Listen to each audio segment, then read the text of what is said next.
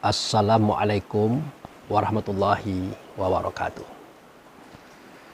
Saudaraku kaum muslimin dan muslimat, saudara sebangsa dan setanah air dimanapun Anda dan berada. Hari ini adalah pukul 3:15 dini hari. Setelah menyelesaikan beberapa tugas malam, maka saya mencoba untuk menemui kita, menyampaikan risalah daripada keislaman ini. Saudaraku kaum muslimin dan muslimat, saudara sebangsa setanah air dimanapun Anda dan berada. Pada serial pertama daripada balada iblis dan Nabi Adam alaihissalam, kita sudah ceritakan tentang kelebihan daripada Adam itu sendiri. Jadi saya ulangi kembali, seketika Allah berkata, wa iz qala rabbuka lil malaikat inni ja'ilun fil ardi khalifah. Nah, seketika Allah berkata inni ja'ilun fil ardi khalifah kepada semua malaikat, ya malaikat protes. Nah, kenapa dia protes?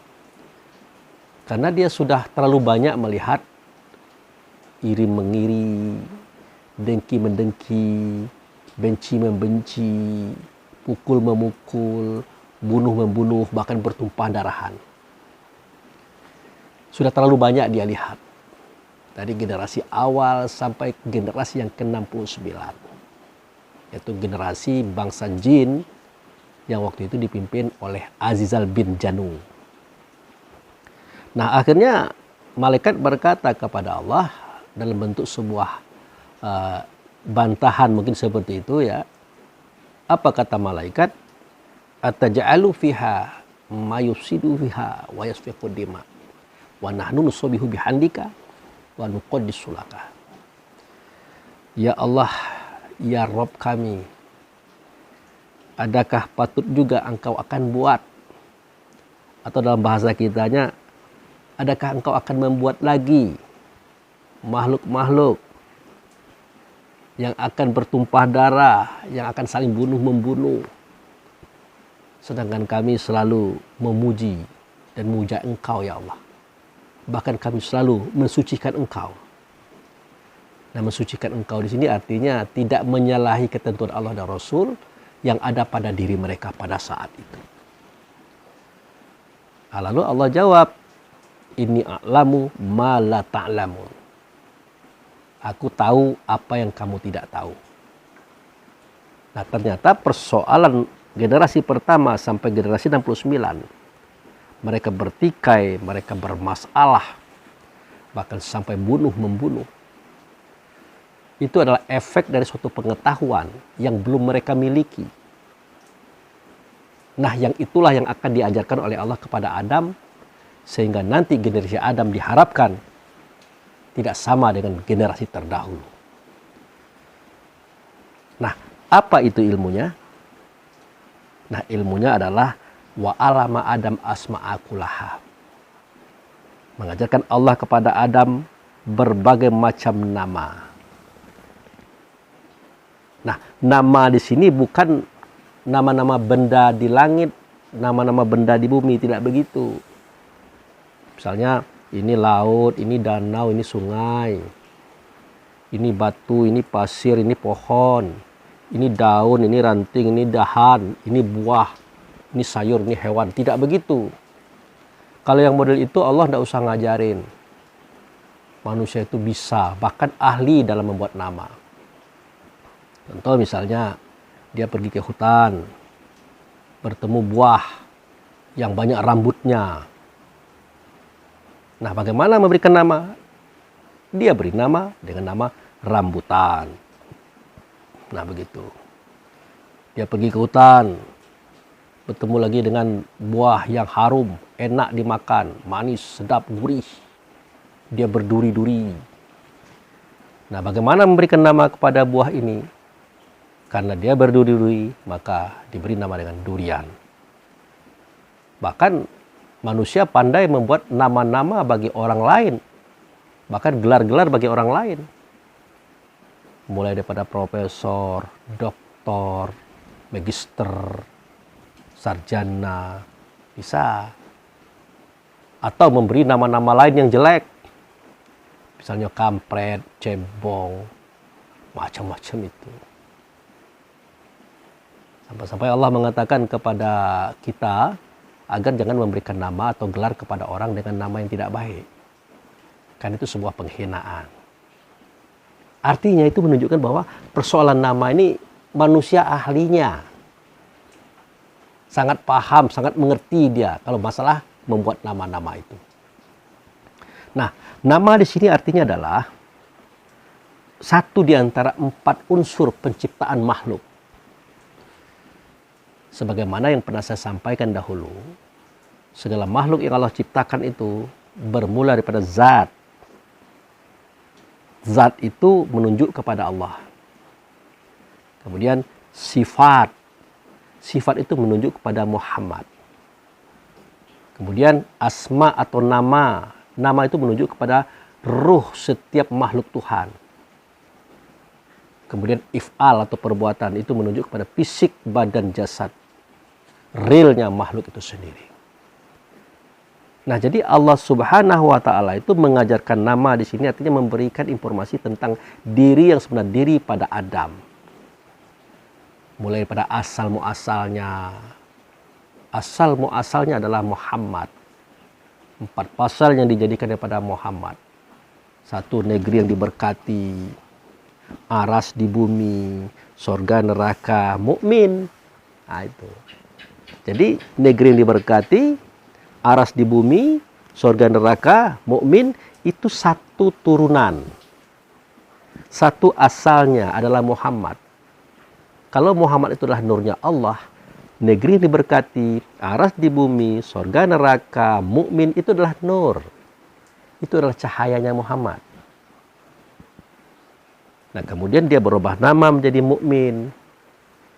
Seketika nur itu tadi, dia melihat Allah. Dia menyaksikan Allah. Yang nyata adalah Muhammad. Makanya seketika Muhammad berkata, alastu bi rabbikum, adakah tidak aku ini dengan Tuhan kamu? Maka semua nur tadi yang ada dalam Baitullah itu menjawab, bala syahidna. Benar engkau dengan Tuhan kami menyaksikannya. Maka semua nur tadi sujud sambil berkata, asyhadu an la ilaha illallah wa asyhadu anna Muhammadar Rasulullah. Aku bersaksi tidak ada zat, tidak ada sifat, tidak ada nama, tidak ada perbuatan kecuali Allah lah dianya. Tetapi tidak nyata Allah. Melainkan yang nyata adalah utusannya, bernama ia dengan nama Muhammad. Jadi semua ungkapan yang ada pada surah Al-A'raf ayat 172 ini sifatnya adalah untuk mempermudah paham. Kenapa sedemikian? Nah, kan saya katakan tadi bahwa Muhammad itu adalah nur atau cahaya, yaitu cahayanya Allah. Sedangkan 4 pasal yang dijadikan daripada Muhammad juga cahaya. Termasuk Baitullah yang ditempati tempat berikrar waktu itu adalah cahaya. Nah, di dalamnya ada Muhammad, Muhammad adalah cahaya. Di dalamnya ada kita, kita juga cahaya. Kalau cahaya bagaimana bersuaranya, bagaimana berkatanya, bagaimana dia menyatakan semua itu dalam bentuk kata, kalimat, bahasa. Pada dasarnya tidak bisa. Karena suara kata itu hanya ada ketika kita berlidah, bermulut, berbibir. Lalu kok bisa begitu ceritanya? Itu yang saya katakan bahwa itu adalah untuk mempermudah paham. Biar kita gampang mengerti cerita dan kisah yang Allah dan Rasul maksudkan kepada kita. Nah, termasuk dia sujud. Nah, bagaimana dia sujud? Tubuh badan jasadnya belum ada. Karena tubuh badan jasad itu hanya ada seketika nanti mereka turun ke dunia. Lagi-lagi ini adalah untuk mempermudah paham. Nah, nur Muhammad yang sudah menyaksikan Muhammad yang nyata adalah Muhammad. Dia dalam posisi nur. Nah, nanti dari sini dibagi. Ada yang tubuhnya terbuat dari cahaya, itulah malaikat, Jibril. Mikail, Israel, Israfil, Rakib, Atib, Munkar, Nakir, Ridwan, Malik, dan seterusnya. Ada yang tubuhnya terbuat dari tanah, itulah Adam alaihissalam, orang tua kita. Ada tubuhnya terbuat dari api, itulah dia bangsa jin yang dipimpin oleh Azizal bin Janu yang kita pahami hari ini. Itu level 1. Di level kedua, ada tubuhnya yang terbuat dari angin. Itulah dia roh rehan, sifatnya pantang kelintasan. Ada tubuhnya terbuat daripada air, itulah dia roh rehan, roh rahmani, sifatnya pantang kerendahan. Ada yang tubuhnya terbuat dari tanah, itulah dia roh jasmani, sifatnya rakus pantang kekurangan. Ada tubuhnya terbuat dari api, itulah dia roh idafi, sifatnya pantang kalah dan tak mau tersinggung. Atau pantang tersinggung dan tak mau kalah. Jadi di level pertama itu adalah malaikat, Adam dan jin. Di level kedua adalah rehan, rahmani, jasmani, idafi. Nah, nanti ada di level ketiga. Seketika roh angin, roh air, roh tanah, roh api disatukan, maka terbentuklah alam semesta, langit, bumi beserta isinya. Dan setiap mereka punya roh. Ruhnya sama dengan ruh kita, namanya mukmin, asalnya adalah nur. Nur siapa? Nur Muhammad. Makanya alam semesta bersama kita adalah satu keluarga, satu saudara. Hanya berbeda kapasitas bentuk dan rupa kita, mengakibatkan kapasitas akal fikir kita pun juga berbeda dengan mereka. Itu cara Allah dan Rasul mengajarkan kepada Adam tentang nama-nama tadi. Nah, oleh karena Adam tahu apa yang ada dalam dada orang lain, yaitu saudaranya juga, yaitu ruh. Adam tahu apa yang ada di langit dan di bumi. Adam tahu apa yang ada di balik rasa diri yang sebenarnya diri pada hewan dan tumbuh-tumbuhan. Maka timbul kesantunan, kasih sayang dan cinta. Tidak ada keributan, tidak ada persoalan, yang ada cuma kedamaian. Nah, tidak akan terjadi pertumpah darahan itu, kata Allah. Selama mereka mengerti apa itu diri yang sebenarnya diri yang ada pada mereka masing-masing. Nah, jadi generasi 1 sampai 69, mereka tidak diajarkan ilmu ini, Bapak. Tidak diajarkan ilmu ini, Ibu. Itu makanya mereka berbunuh-bunuhan. Tetapi sayang 1000 kali sayang. Di era zaman Nabi Muhammad saja, sebelum beliau lahir, pembunuhan, pembantaian terjadi di mana-mana. Bahkan setelah beliau menjadi Nabi dan Rasul, hingga hari ini, pembunuhan dan pembantaian terjadi di mana-mana. Efek dari apa? Efek dari tidak mengenal siapa diri yang sebenarnya diri pada kita, siapa diri yang sebenarnya diri pada orang lain, dan pada alam semesta. Sehingga tidak ada harga menghargai lagi. Yang ada cuma pemberangusan, pengkhianatan, penistaan terhadap orang lain selain daripada diri kita, selain daripada kelompok kita. Itu yang menjadikan sebab kenapa terjadinya perperangan, pembunuhan sejak dari generasi awal sampai generasi sekarang. Karena kita telah melupakan alimul asma yang Allah ajarkan kepada Adam pada waktu itu. Nah, inilah alasannya kenapa Adam dijadikan khalifah atau orang yang tertinggi dalam kehidupan alam semesta ini. Nah, kemudian kita lihat lagi seketika Allah memerintahkan kepada para malaikat supaya mereka itu sujud kepada Adam. Wa izqul dalil malaikatis juduli Adam fasajadu ila iblis aba wastakbaro wa kana minal kafirin. Ingatlah seketika kami memerintahkan kepada semua malaikat agar mereka sujud kepada Adam. Semuanya sujud kecuali satu saja kelompok malaikat yang tidak mau sujud, namanya iblis. Loh, kok iblis jadi malaikat? Nah, persoalannya adalah malaikat itu artinya para petugas.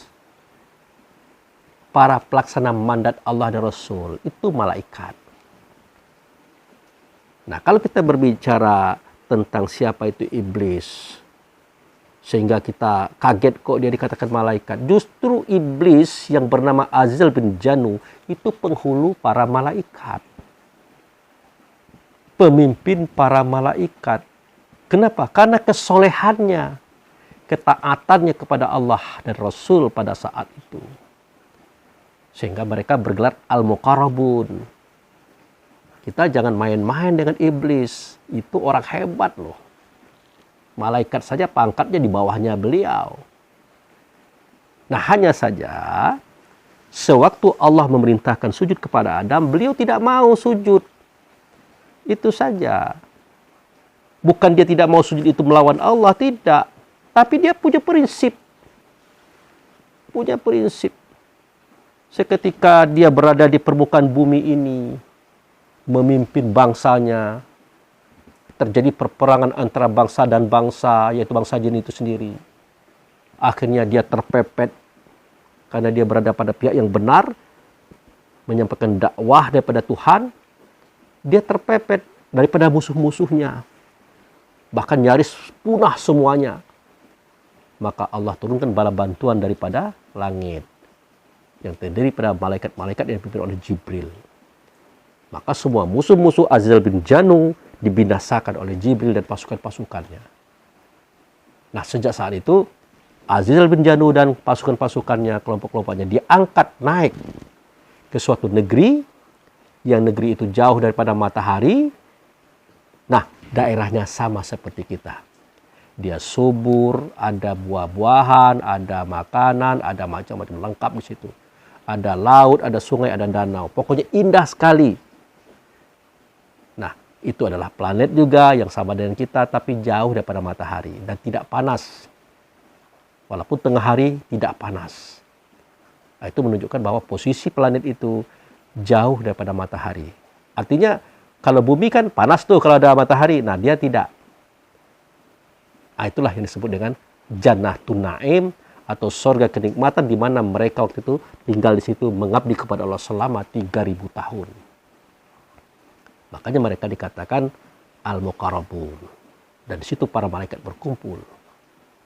Nah, disitulah terjadi pertikaian ini, saudara. Nah, bukan di sorga yang akan kita tuju, bukan. Itu beda. Itu sorga yang akan kita tuju sebagai tempat transit sebelum kita kembali kepada Allah menuju Baitullah hakikat. Tentu kejadiannya setelah ruh ini keluar dari tubuh atau kita mengalami processing kematian. Nah, jadi sorga yang ditunggu oleh Azal bin Janu, yang di situ Adam dijadikan, itu bukan sorga yang akan kita tuju. Karena kata Jannatun Naim itu artinya kebun kenikmatan, tempat kita bersenang-senang. Kira-kira begitu, saudara. Nah, disitulah si Azal bin Janu dan pasukannya serta kelompoknya itu mengabdi kepada Allah. Maka di situ pula lah terjadi ikrar janji sumpah Azal bin Janu kepada Allah untuk tidak sujud kepada siapapun, untuk tidak tunduk kepada siapapun kecuali hanya kepada Allah yang nyata ia pada Rasul bernama dengan Muhammad. Itu sebenarnya. Tapi apa mau dikata? Allah dan Rasul berkehendak dengan kehendaknya. Dia akan menciptakan lagi makhluk khalifah di muka bumi. Padahal Azal bin Janu kan dari bumi itu datangnya. Diangkat ke sana karena ada keributan, pembantaian, pembunuhan. Nah, Allah mau bikin lagi, mau menempatkan lagi di muka bumi itu khalifah sesudah Azal bin Janu. Itulah makanya malaikat protes. Itu. Nah, di situ pula terjadi pembangkangan iblis. Seketika Allah berkata kepada malaikat, sujudlah kamu kepada Adam. Tapi si jin ini tidak mau. Si iblis ini tidak mau. Azal bin Janu ini tidak mau. Maka seketika Allah berkata kepada mereka, khususnya kepada Azal bin Janu, ma mana'aka Allah tasjuda iz amartuk. Apa yang menyebabkan engkau tidak mau sujud kepada Adam seketika aku memerintahkan? Ya, tentu Allah bertanya, para malaikat itu dari mulai Jibril, Mikail, Israel, Israfil, seterusnya, dan malaikat-malaikat yang lain jumlahnya miliaran, itu sujud kepada Adam. Tunduk kepada Adam, siap menjadikan Adam itu sebagai khalifah. Lalu kenapa dia ini tidak mau? Nah, lalu Azal bin Janu atau iblis tadi menjawab. Apa katanya? Ana khairu minhu. Aku lebih baik daripada dia. Khalaqtani min nari wa khalaqtahu min tin. Engkau jadikan aku daripada api, sedangkan dia engkau jadikan daripada tanah. Itulah alasannya. Padahal alasan itu tidak hanya itu. Banyak alasannya itu. Pertama kali dia sudah berpangkat al-muqarrabun. Orang lama yang sangat dekat kepada Allah, ketaatannya diakui. Kalau dia tidak taat, kalau dia tidak hebat, kalau dia tidak dekat dengan Allah, tidak mungkin al-muqarrabun gelarnya. Itu pertama. Yang kedua, berbicara tentang ilmu dan teknologi. Dia adalah pakarnya. Hal ini dibuktikan di era Nabi Sulaiman. Bagaimana dia membuat istana dari emas, pasirnya mutiara, semua perabot daripada emas. Bagaimana dia membuat kendaraan, ya, kendaraan yang bisa terbang. Jangan kita kira kita aja yang punya pesawat. Zaman dulu membuat Nabi Sulaiman sudah punya kendaraan terbang loh. Cuman dikiaskan sebagai sajadah terbang. Begitu. Sampai-sampai bahan-bahan emas dan perak serta intan berlian macam-macam itu diambil dari laut. Mereka lah yang menyelaminya, bangsa jin itu.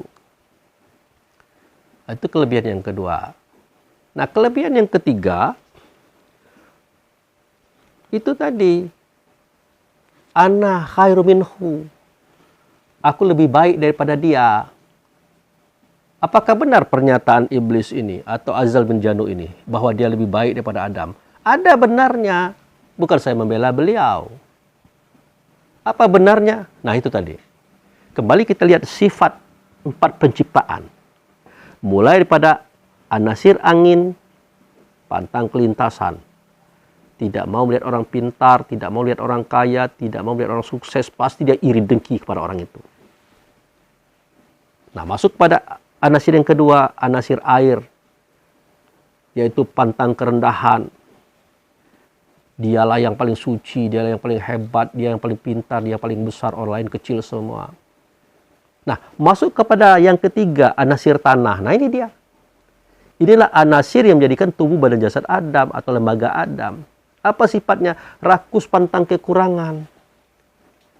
Kalau sudah bersifat rakus pantang kekurangan, ini sudah ada hubungannya dengan orang lain. Yang sifatnya menyinggung dan menyenggol, bahkan menganiaya. Dari situ iblis sudah membaca.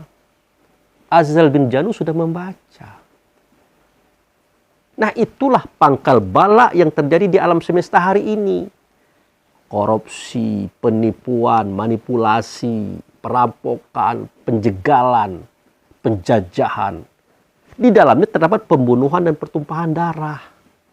Ulah apa? Ulah sifat rakus pantang kekurangan. Itulah batang tubuh Adam dibuat dari benda itu. Nah, tetapi Allah pun tidak sia-sia membekali Adam dengan ilmu, yaitu asmaul asma tadi, ilmu tentang nama-nama. Selama dia mengamalkan itu, maka sifat itu tidak akan berkembang. Bahkan dijadikan potensi yang baik. Itu kehendak Allah dan Rasul, agar Adam tadi bisa menjadikan pengetahuan itu menetral semua sifat buruk tanah tadi. Tetapi apa yang terjadi? Tidak semua orang yang mengerti asmaul asma itu. Tidak semua orang yang mengerti siapa itu diri sebenarnya diri pada dia. Dan apa pula ada pada orang lain. Tidak semua orang. Nah, iblis, Azal bin Janu sangat paham ini. Jadi betul, sifat buruk cikal bakal tubuh Adam ini menyenggol orang lain, menyinggung orang lain, bahkan menzolimi orang lain. Nah, bagaimana dengan cikal bakal tubuhnya iblis yang terbuat dari api? Tidak. Dia tidak menyenggol dan menyinggung orang lain, tapi jangan disenggol. Karena sifat anasir api itu pantang tersinggung dan tidak mau kalah. Aku tidak mengganggu kamu, tidak menyenggol kamu, tapi jangan diganggu. Kalau kamu ganggu, waduh. Aku tak mau kalah, aku kejar kamu kemanapun kamu berada. Nah, sifat ini Allah perlihatkan kepada kita melalui sifat lebah. Jadi lebah itu kalau dia bersarang ya, ini kalau lebah madu ya, termasuk tawon juga. Bukan lebah madu itu, tapi lebah yang berbahaya. Walaupun dia itu dekat dengan kita, bersarang di atas rumah kita atau di pohon, dia tidak pernah ganggu kita. Kita mau lewat di bawahnya, tidak ada, dia nyerang-nyerang kita, tidak ada. Makanannya tetap, minumannya tetap. Begitu juga madu atau lebah madu. Dia tidak pernah mengganggu kita. Makannya tetap sari bunga. Minumannya sari bunga. Nah, itu. Jujur dia. Seketika dia mengambil sari bunga pagi-pagi. Dihisapnya, disimpan dalam kantong madu pada tubuhnya. Maka dia bawa kepada ratunya di dalam sarang. Distorkannya, tidak ada dia korupsi, tidak ada. Diberikannya semuanya, kecuali yang termakan, terminum saat dia menghirup madu yang ada pada bunga-bunga, yang ada pada pohon-pohon.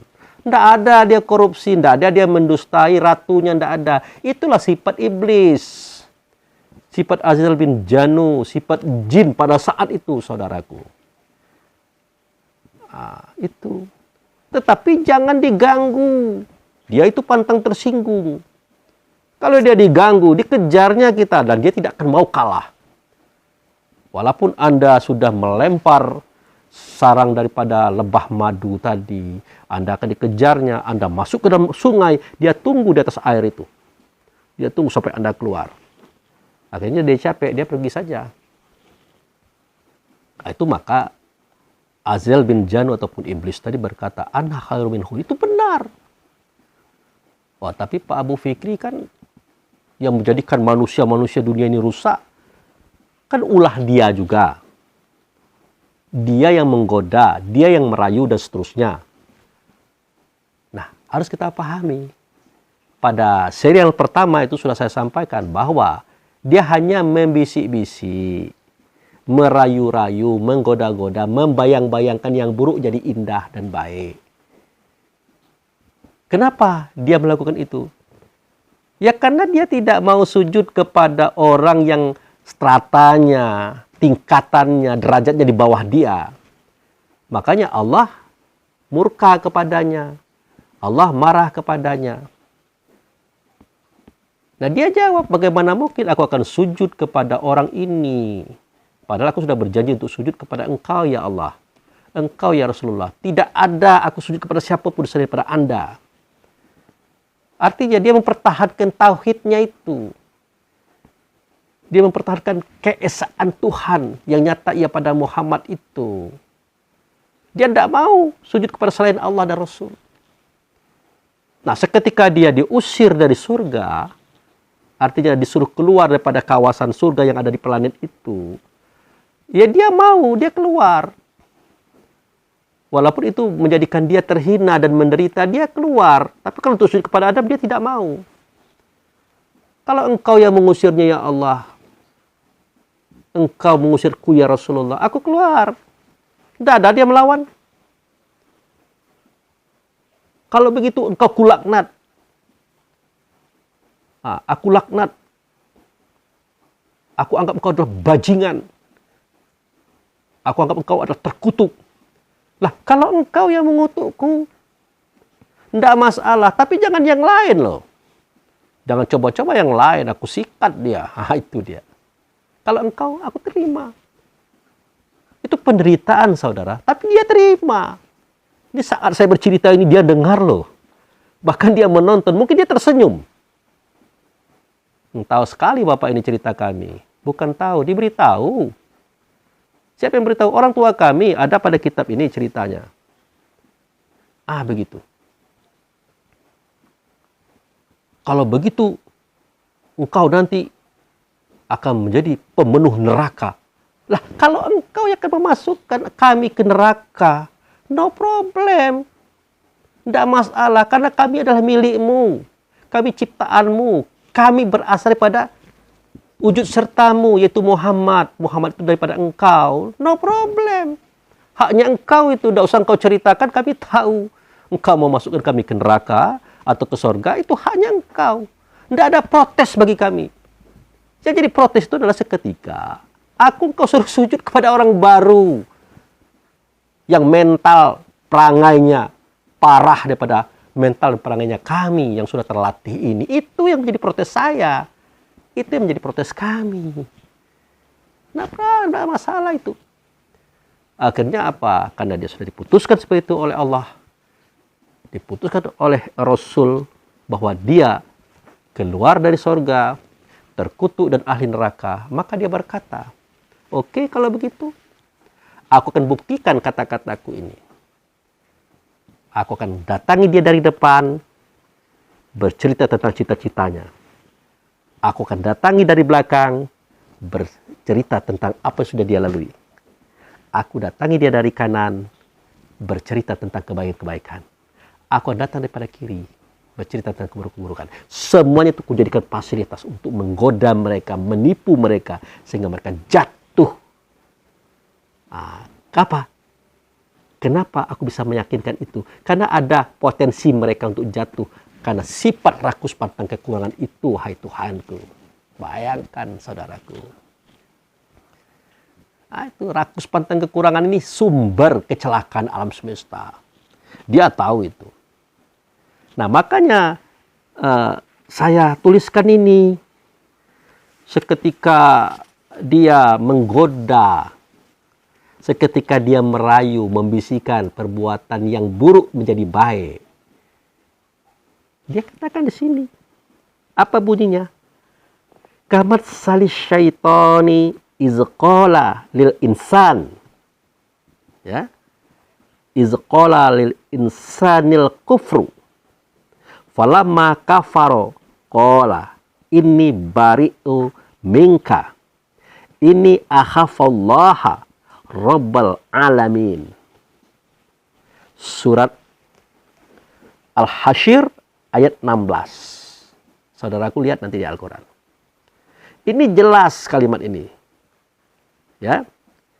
Seketika iblis atau setan tadi merayu dan menggoda manusia. Mereka melakukan rayuan itu. Mereka terima tawaran itu. Maka dia berkata, celaka kalian ini. Buruk sekali perangai kalian ini. Nah, seketika kalian melakukan itu, aku berlepas tangan, aku tidak bertanggung jawab. Karena aku hanya berbisik-bisik, merayu-rayu. Yang buruk aku katakan bagus. Yang jelek aku katakan benar. Yang haram aku katakan halal. Kamu kan punya akal, bisa saja kamu melawan aku. Bisa saja kamu membantah kehendakku. Oleh karena kamu punya akal lah, maka tidak ada kekuasaanku untuk menggoda kamu jatuh ke neraka itu. Tidak ada. Tapi kamu sendiri tidak menggunakan akal fikirmu tentang apa yang kurayukan tadi. Nah, kalau kamu jatuh, itu urusanmu, bukan urusanku. Begitu jawab iblis atau Azal bin Janu. Kemudian disambung lagi dengan ayat di bawahnya. Inni akhawallaha Rabbal Alamin. Ketahuilah oleh kalian wahai manusia, sesungguhnya aku takut kepada Allah. Aku takut kepada Rasul, Rabb alam semesta ini. Pembina alam semesta ini. Rahmatil alamin alam semesta ini. Aku takut kepada mereka itu. Aku tunduk kepada mereka itu. Aku sawam kepada mereka itu. Maksud mereka itu adalah Allah dan Rasul. Jadi kita jangan berpikir, wah iblis itu bajingan, pengkhianat, jahat. Jangan berpikir begitu terhadap Allah dan Rasul. Dia tetap taat, dia bersyahadat ini, dia sholat, dia berpuasa, dia berzakat, dia haji. Walaupun dia tahu dia bakal masuk neraka. Enggak kayak kita. Belum ada jaminan kita masuk neraka. Kalau kita baik masuk surga. Kalau jahat ya neraka. Tapi sudah kita tidak melaksanakan tugas. Sholat tidak mau lagi, puasa tidak mau lagi, zakat tidak mau lagi, haji tidak mau lagi, padahal kaya raya, badan sehat, umur masih dipanjangkan. Beda dengan mereka. Nah, di sini saja kita sudah kalah. Apalagi kalau bapak, ibu, saudara melihat surat Ibrahim ayat 22. Nah, itu lebih ngeri lagi. Ya, nah, ngerinya bagaimana? Nah, itu dimulai daripada kalimah ini, yaitu surat Ibrahim. Dikatakan juga di situ, wa qala allazina kafaru rabbana arinal lazina ad-dallana minal jin wal ins. Ya Allah, pada hari ini datangkanlah kepada kami 2 orang dari bangsa jin dan bangsa manusia. Kita bahas bangsa jin saja. Maksudnya kelompok Azrail bin Janu ini datangkan. Nah, kapan orang kafir, orang musyrik, orang zalim ini menyatakan itu? Seketika mereka sudah diadili. Seketika mereka sudah diputuskan masuk neraka. Seketika mereka berada di pinggir jurang neraka. Itu terjadi. Nah, mereka minta. Nanti dulu ya Allah. Nanti dulu wahai Malik, Zabaniyah, jangan dilemparkan kami. Tolong datangkan 2 orang ini. Maka Allah datangkan mereka itu. Saking marahnya orang kafir tadi, orang musyrik tadi, orang zalim tadi, apa kata dia? Kata dia, naja'alhuma tahta aqdamina liyakuna minal asfalin. Kalau engkau datangkan dia kepada kami, ya Allah, kami akan letakkan pipinya di tanah, kami akan injak-injak dia dengan kaki kami di atas asfalin atau aspal atau dasar. Saking marahnya mereka itu. Akhirnya pada surat Ibrahim ayat 22 dijelaskan. Lalu didatangkan si iblis tadi, si Izazil bin Janu tadi didatangkan. Kenapa ya Allah Anda memanggil saya, memanggil kami? Nah ini nih orang ahli neraka ini. Dia ngomong katanya mereka masuk neraka gara-gara kamu. Wah, kok begitu? Oh enggak lah. Nah, aku kan sudah jelaskan bahwa Allah itu menjanjikan kepada kamu kebenaran. Nah, kamu mendustakan dia. Kami pun menjanjikan kebenaran kepada kamu. Tapi kami yang mendustakan dia. Kamu lakukan, ya salah kamu. Nah, hari ini jangan salahkan aku, salahkan dirimu sendiri. Dan hari ini aku tidak bisa menolong kamu, kamu pun tidak bisa menolong aku. Jujur kami katakan, pada surat Ibrahim ayat 22, Anda lihat. Dari awal, sebelum kalian bermaksiat, kami sudah tahu itu tidak benar. Kami sudah tahu itu tidak baik, itu salah. Kami tahu. Kamu aja yang bodoh, tidak gunakan akal kamu laksanakan. Itu. Makanya saya contohkan dengan kisah orang di hari raya. Istrinya pulang kampung, tapi dia tidak pulang kampung. Karena mau bekerja cepat, sudah lebaran. Adalah bisikan dalam dadanya itu. Hei, tuh. Janda sebelah rumah tuh bahenol. Rugi loh. Istrimu kan sedang tidak ada di rumah. Lumayan. Aku cuma bisik-bisik gitu doang. Tapi kamu yang berdebar-debar. Kamu yang mendatangi, kamu yang nyosor. Akhirnya kamu berzina. Kan bisa saja kamu tidak mau. Karena akalmu berpikir. Kalau berzina kan berdosa. Kalau ketahuan kan efeknya buruk. Jabatanmu akan jatuh. Keluargamu akan hancur. Orang akan mentertawakan kamu. Kamu akan malu. Kan kamu tahu. Lalu kenapa kamu lakukan? Itu kebodohanmu. Jangan disalahkan saya. Ngapain? Nah begitu Bapak Ibu Saudara yang saya hormati. Itu. Nah jadi apapun yang dilakukan oleh iblis kepada kita hanya sebuah pembuktian saja. Membuktikan bahwa ana khairu minhu. Aku lebih baik daripada dia. Itu. Nah, begitu juga kisahnya Nabi Adam. Yang hari ini kita bahas pada seri kedua ini. Apa kisahnya? Ini. Seketika Allah berkata, ya Adam uskun anta wa zawjuka jannah. Wahai Adam, tinggallah engkau dengan istrinya engkau di dalam surga ini. Nah, makanlah apa yang hendak kamu makan. Minumlah apa yang kamu minum. Bersenang-senanglah kamu di dalamnya. Nah, tetapi jangan didekati pohon ini. Nah, pohon ini. Pohon itu yang dimaksud adalah, kalau Adam, bagi Adam pohon itu adalah tubuh Siti Hawa itu. Bagi Siti Hawa, pohon itu adalah tubuh Nabi Adam. Kamu jangan berdekatan-dekatan dulu sekarang ini. Bukan tidak boleh, belum saatnya. Walaupun kamu sudah menikah dan dinikahkan oleh Allah dan Rasul di tempat ini. Nah, kisah ini sama dengan waktu kita bulan Ramadan. Waktu puasa bulan Ramadan, istri kita loh. Tapi waktu siang tidak boleh. Bahaya. Kalau itu kita lakukan, kita kena kifarah. Pertama kali puasa 3 bulan berturut-turut. Mampu enggak? Nah, itu. Ternyata enggak mampu. Sebulan aja udah nyelonong. Nah, sudah tuh memberikan makan 100 miskin. Jangankan memberikan 100 miskin, makan kita aja susah. Membebaskan budak, apalagi. Tidak bisa. Nah, begitu besar sanksinya kalau kita berhubungan istri, suami di siang hari pada bulan Ramadan. Adam dan Hawa juga begitu.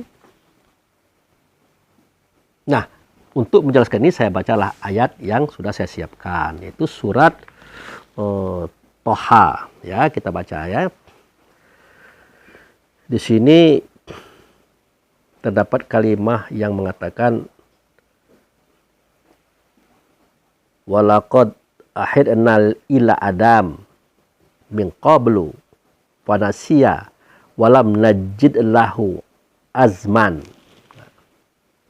Di sini jelas kalimatnya. Dan sesungguhnya kami sudah mengambil sumpah kepada Adam. Sumpah itu artinya jangan dekati pohon, apalagi makan buahnya, jangan. Nah itu. Fanasia, maka dia lupa. Walam najid lahu azman.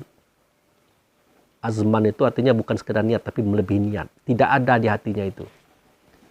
Artinya Adam itu sendiri tidak ada kemauan untuk melaksanakan mendekati pohon. Tidak ada kemauan dia. Nah, tetapi waktu itu iblis walaupun berada di luar pekarangan sorga, dia tertawa. Dia terbahak-bahak. Dia tahu ilmunya.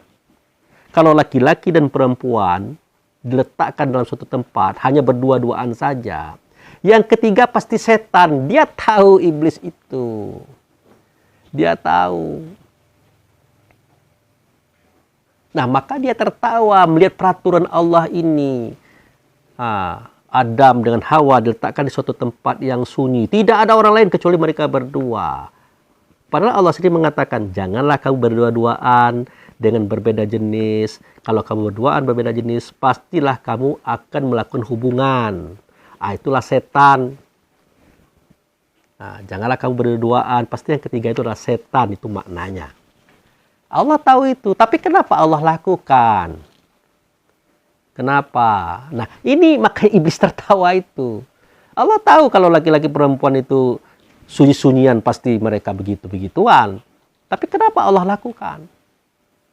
Nah, apakah nanti Adam disalahkan? Apakah nanti Hawa disalahkan? Pasti disalahkan. Kenapa? Karena mereka melanggar ketentuan Allah sendiri yang sebenarnya itu tidak ketentuan. Ketentuan Allah yang sebenarnya adalah kamu jangan berdua-duaan dengan lawan jenis. Di mana di situ tidak ada orang lain. Itu yang diajarkan oleh Allah dan Rasul kepada kita hari ini. Tetapi justru itu yang Allah buat terhadap Adam dan Hawa. Apa tidak lucu? Kata iblis. Nah, ini skenario. Ini sebuah rancangan di mana memang Adam dan Hawa itu memang bakal dilemparkan ke bumi. Itu sudah pasti mereka macam-macam. Ini peluang saya, kata iblis tadi. Maka timbul pertanyaan, bagaimana kok bisa terjadi Adam dan Hawa itu diusir dari sorga kemudian dilemparkan ke bumi bersama iblis sekalian. Artinya dipindahkan planetnya. Bagaimana kok ceritanya bisa begitu? Nah, diceritakan oleh iblis kepada para nabi-nabi, termasuk Nabi Muhammad. Nah, itu dia. Skenario juga ini ya, hati-hati. Nah, Adam dan Hawa itu diusir daripada sorga yang Allah sudah berikan kepadanya adalah karena Jin tadi, iblis tadi, setan tadi sudah menjelma menjadi ular. Ingat, jin tadi, setan tadi, iblis tadi sudah menjelma menjadi ular. Dia masuk pintu sorga. Dia masuk pintu sorga. Nah, akibat inilah Adam dan Hawa terusir, terlempar dari sorga itu sendiri. Apakah kita bisa memahami kalimat itu? Artinya, ularnya Nabi Adam tadi, saya ulangi lagi, ularnya Nabi Adam tadi, alat vitalnya Nabi Adam tadi, sudah melaksanakan apa yang dikehendaki oleh jin, iblis, dan setan. Supaya dimasukkan ke dalam pintu sorga, yaitu bagian daripada ibunda Hawa. Maka mereka menikmati buah kuldi itu dengan senikmat-nikmatnya. Akhirnya terbukalah aurat mereka. Bahasa kita, maka pecahlah perjakanya. Maka pecahlah perawannya. Mereka berdua tidak suci lagi. Itu maknanya. Adam dan Hawa diusir dari sorga karena ular mengerayunya, menggodanya dengan cara ular itu masuk ke pintu sorga. Jadi ularnya Nabi Adam itu mengikuti kehendak suara daripada jin, iblis, setan tadi, memasukkannya ke pintu sorga daripada Siti Hawa atau ibunda kita waktu itu. Itu maksudnya. Nah, inilah yang disebut dengan memakan buah kuldi. Kuldi itu asal katanya kholada yaklidu khuldan. Kuldi itu artinya buah kekekalan.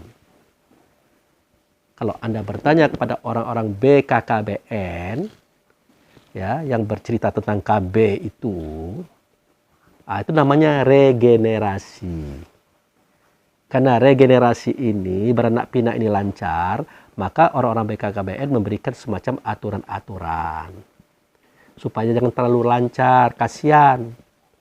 Kasihan apa? Kasihan anak yang dilahirkan itu. Dia baru berumur beberapa bulan, sudah muncul lagi calon adiknya. Lahir beberapa bulan, muncul lagi calon adiknya. Makanya dalam Al-Quran itu dianjurkan, jika kamu ingin kemaslahatan, maka susukanlah anakmu itu, sapihlah anakmu itu, wahai ibu, 2 tahun lamanya. Artinya, sewaktu menyusukan anak itu, ya, ketika dia lahir, 2 tahun. Nah, setelah dia 2 tahun, kalau mau melahirkan anak lagi, silakan. Artinya, makan buah khuldi lagi lah. Jadikanlah itu khuldi. Tentu 9 bulan 10 hari. Jadi 2 tahun ditambah 9 bulan 10 hari. Jadi ada jarak lebih kurang 3 tahun. Baru muncul adiknya. Ini kerja orang BKKBN. Memberikan aturan, bukan mencegah, bukan melarang melahirkan anak, tidak. Tapi memberikan aturan agar jangan sampai susah mengurus anak yang berdempet-dempet seperti itu. Kemudian menu susu itu sempurna menjadi sel otak, sel tulang, sel darah, sel semuanya kalau disusukan 2 tahun lamanya. Begitu. Nah, beda dengan kita ibu-ibu sekarang, tidak mau nyusuin anak lama-lama. Nanti terganggu pula gunung di depan itu, kempes lah, melewer lah, macam-macam. Nah, tidak boleh seperti itu berpikirnya. Itu. Nah, ini yang dimaksud dengan buah khuldi tadi. Nah, untuk menjelaskan kisah itu, kita bacalah ayat berikut. Ya, kita baca. Tadi yang kita baca adalah 115. Nah, kita mulai masuk kepada 116. Kita baca.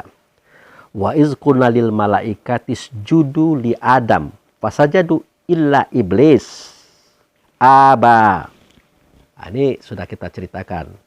Seketika kami perintahkan kepada semua malaikat agar sujud kepada Adam, maka semuanya sujud kecuali iblis. Aba, artinya dia menyombongkan diri.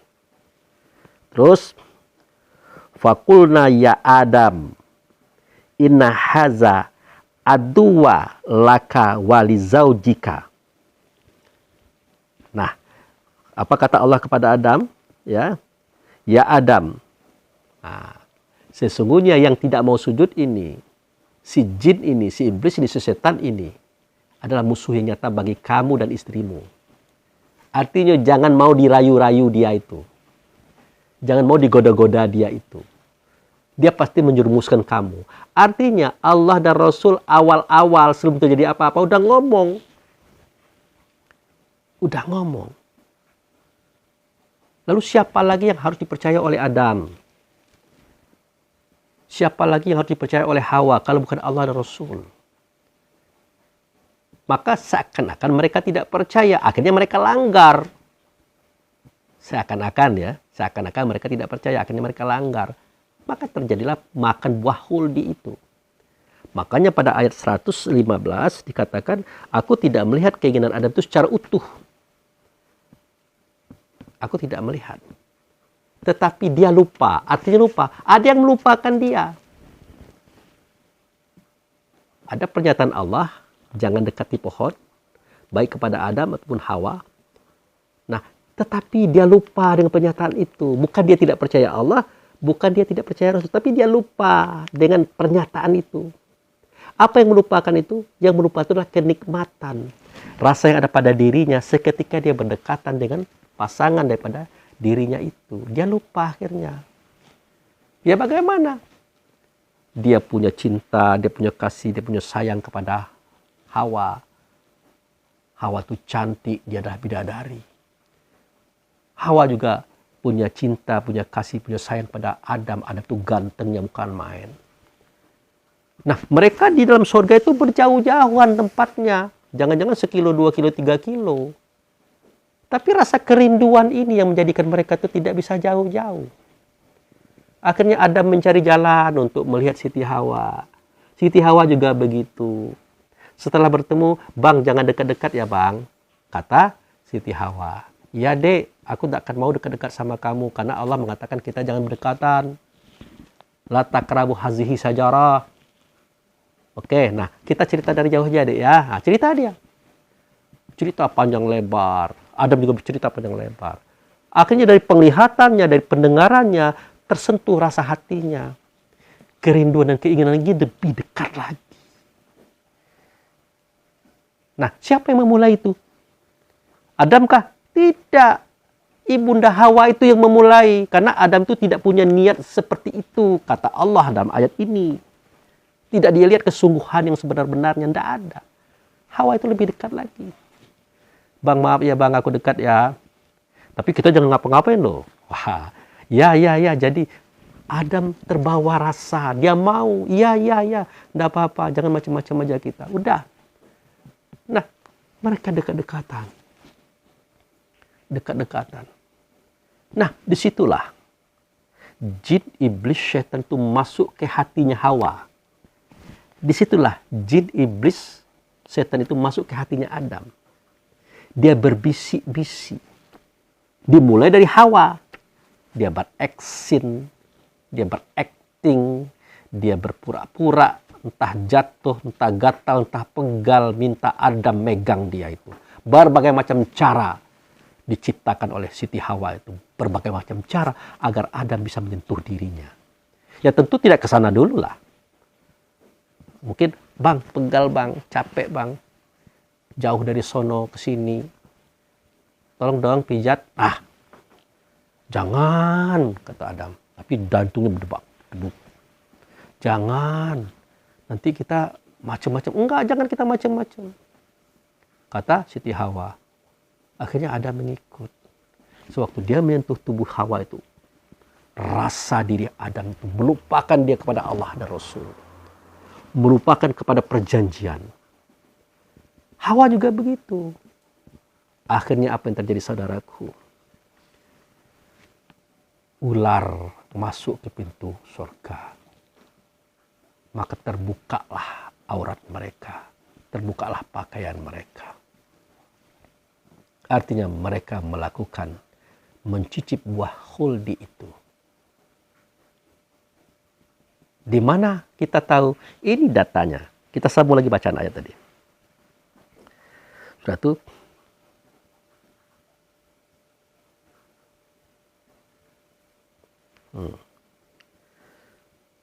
Wa annaka latazmu fiha wala tadha. Nah, fawaswasa ilaihi syaitanu qala ya Adam hal adulaka ala sajarati khuldi wa mulkil la yabla fa akala minha fa badat lahuma sau'atuhuma wa tafiqa yakhsifani alaihima miwarokil jannati wa aso adama rabbahu faghawwa. Itu dia. Jadi kalau kita lihat terjemahannya begini. Dan sesungguhnya telah kami perintahkan kepada Adam dahulu, maka ia lupa akan perintah itu. Dan tidak kami dapatkan padanya kemauan yang kuat. Ini yang saya ceritakan tadi. Ya, itu yang ada pada ayat 100 berapa nih? 115. Di sini kita lihat di surat Toha ayat 115, Allah sendiri mengatakan tidak ada dia lihat keinginan yang kuat untuk seperti itu. Jadi bisa kita tebak dari sini, dari siapa yang punya kemauan ini? Tentu Ibu Hawa loh. Hati-hati perempuan. Kemudian, dan ingatlah seketika kami berkata kepada malaikat, sujudlah kamu kepada Adam. Maka mereka sujud kecuali iblis. Nah, ini yang sudah saya ceritakan tadi. Ia membangkang. Wa aba. Dia membangkang. Maka kami berkata, hai Adam, sesungguhnya ini iblis adalah musuh bagimu dan bagi istrimu. Nah, yang sudah saya ceritakan tadi. Maka sekali-kali janganlah sampai ia mengeluarkan kamu berdua dari surga. Nah itu. Artinya tetaplah dalam kebahagiaan ini, ketenangan ini, kenyamanan ini. Yang menyebabkan kamu menjadi celaka nanti. Nah itu. Lalu, sesungguhnya kamu tidak akan kelaparan di dalamnya dan tidak akan telanjang. Artinya pada waktu itu dalam surga, di situ banyak makanan, banyak minuman, sudah ada rumah. Mereka berpakaian dengan pakaian kebesaran. Kebesaran dari Allah dan Rasul di tempat yang tinggi namanya surga. Nah, itu. Dan sesungguhnya kamu tidak akan ini. Kemudian setan membisikkan pikiran jahat kepadanya dengan berkata, hai Adam, maukah saya tunjukkan kepada kamu pohon khuldi? Nah, dan kerajaan yang tidak akan binasa.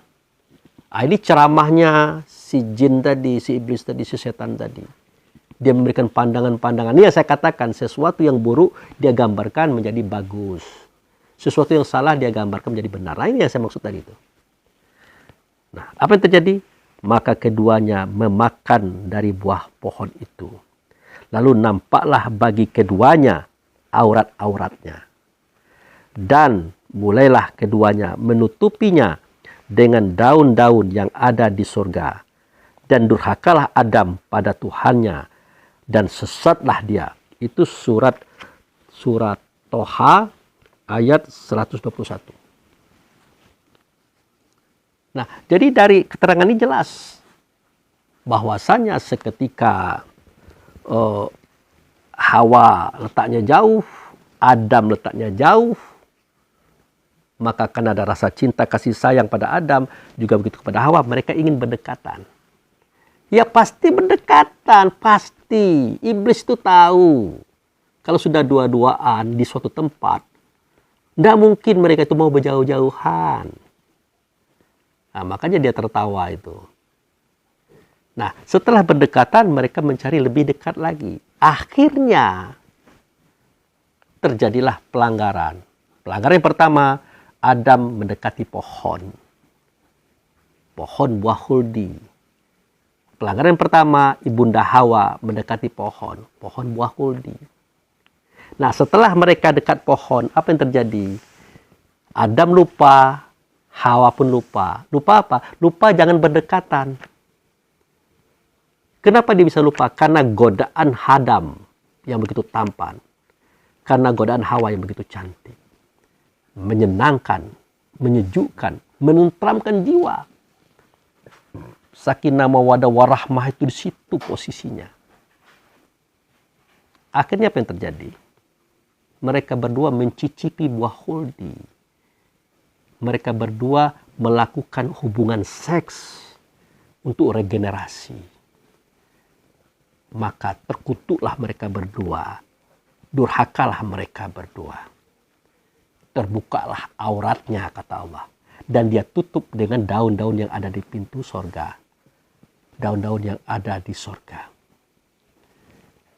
Nah, makanya pertanyaan orang, bagaimana mungkin Adam bisa digoda oleh iblis? Sebenarnya tanpa iblis pun, Adam dan Hawa pasti tergoda. Kenapa? Naluriah, insting daripada seorang laki-laki, insting sebagai seorang perempuan. Dan begitulah adanya.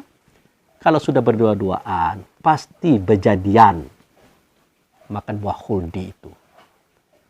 Nah, diistilah kalau oleh iblis kepada para nabi-nabi, kepada Rasulullah juga, kepada kita semua. Anda tahu bagaimana Adam bisa keluar dari sorga? Bagaimana iblis bisa mencapai Adam untuk menggodanya? Caranya adalah dia menjelma menjadi ular iblis tadi. Dia masuk ke pintu sorga. Akhirnya dia berada dalam sorga.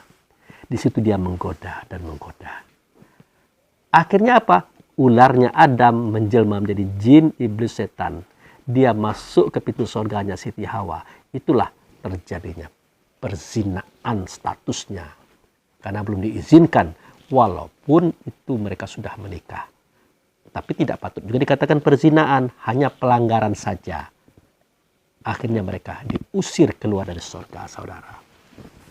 Nah, inilah kisah balada iblis dan Adam alaihissalam. Seri kedua. Nah, semoga kita dapat mengambil hibrohnya. Jangan-jangan mentang-mentang ustadz, kiai, ulama, boleh dua-duaan sama perempuan. Jangan, saudaraku. Janganlah.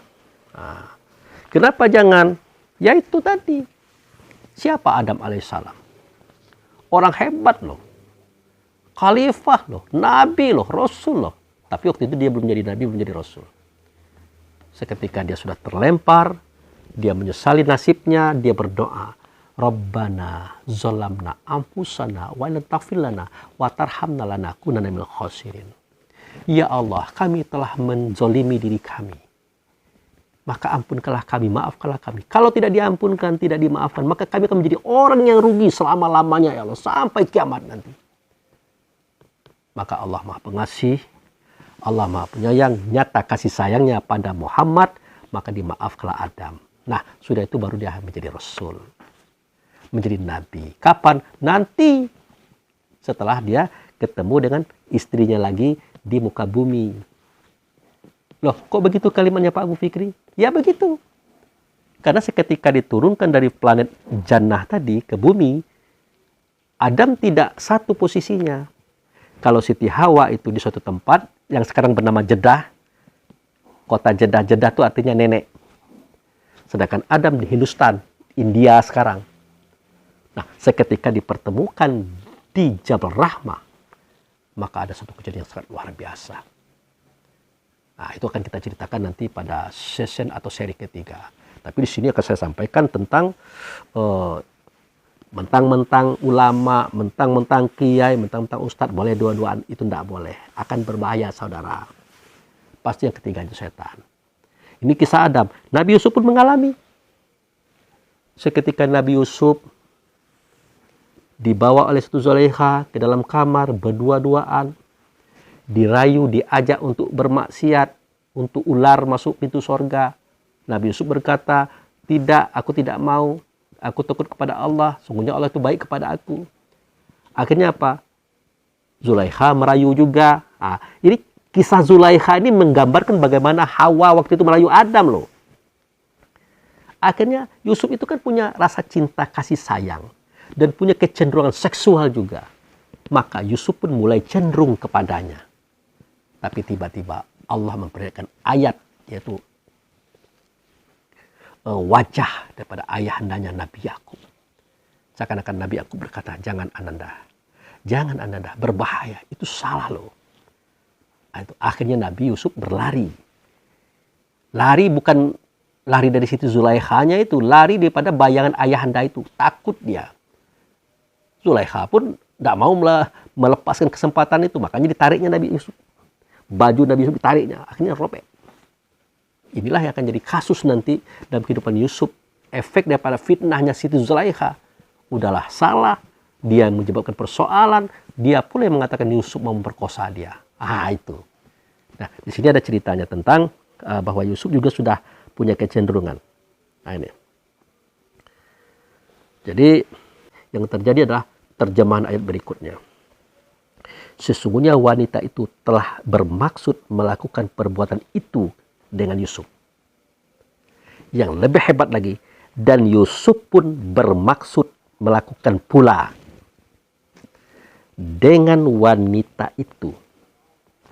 Andai kata dia tidak melihat tanda kekuasaan Tuhannya, demikianlah agar kami memalingkan daripadanya kemungkaran dan kekejian. Sesungguhnya Yusuf itu termasuk hamba-hamba kami yang terpilih. Artinya Yusuf pun sudah cenderung dan sudah mau, saudara. Itu ayat surat Yusuf ayat 23 ayat 24. Jadi sekelas Nabi Adam, sekelas Nabi Yusuf, kalau cerita seksual atau rayuan perempuan, tidak kuat, saudaraku. Kalau bukan pertolongan Allah. Jadi Nabi Adam itu tidak ditolong oleh Allah, dibiarkan jatuh. Nabi Yusuf ditolong, makanya dia tidak jatuh. Coba tidak ditolong, jadinya sama. Walaupun mereka adalah orang-orang yang terpilih sebagai Rasul dan Nabinya Allah. Apalagi kita, Rasul tidak, Nabi tidak. Tidak ditolong oleh Allah. Wah, babak belur. Jatuh kita, saudara. Makanya para ulama, para kiai, para ustadz, hati-hati ya. Suara Anda, kata Anda, penyampaian Anda itu sangat berhati. Hati siapapun, terutama perempuan. Kita ganteng tidak, tampan tidak. Seketika kita menyampaikan pengajian, wajah kita itu bercahaya. Nur kebenaran itu nyata pada diri kita.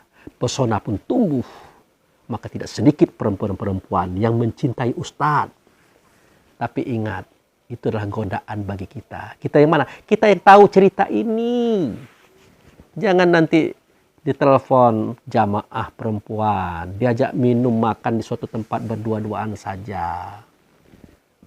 Nah, pertama kita akan oke-oke saja sebagai ulama, sebagai kiai, sebagai ustadz. Oke-oke saja. Lama-lamanya kita akan seperti Adam. Luluh. Seperti Yusuf. Luluh. Tapi Adam tidak ditolong. Yusuf ditolong. Makanya Adam jatuh, Yusuf tidak. Karena ditolong oleh Allah Yusuf itu. Lah kalau kita tidak akan ditolong. Kita diberikan hak oleh Allah berpikir dengan akal fikir kita. Kenapa? Karena kita sudah dapat bocoran kisah-kisah ini, saudara. Nah, kalau sudah dapat bocoran, sudah dapat pelajaran, tolong hati-hati. Kalau Allah tidak tolong, itulah Adam. Kalau Allah tolong, itulah Yusuf. Tapi kedua-duanya sudah jatuh pada nilai yang sama. Mau melakukan itu. Kalau kita tidak akan ditolong, Allah hanya menyerahkan semua itu dengan akal fikir kita. Kenapa? Karena bocoran soal sudah dibukakan oleh sang guru kepada kita. Tinggal kita bisa mengisinya dengan baik atau tidak. Kalau kita jatuh juga, berarti benarlah kita tidak menggunakan akal kita untuk berpikir. Hidup sudah enak, jadi pendakwah, jadi kiai, jadi ulama. Tidak perlu susah-susah mencari makan minum. Sejahtera dihormati orang banyak, dikagumi orang. Kemudian kita secara rohani pun sudah mampu menatap hidup di balik hidup. Kapasitas akal sudah sampai ke aras. Kemuliaan sudah di depan mata. Insya Allah surga pun menunggu kita. Bahkan lebih dari itu, Baitullah. Tergoda kita karena seorang perempuan. Maaf betul, hanya meneteskan tetesan sari kita ke dalam lembah tua.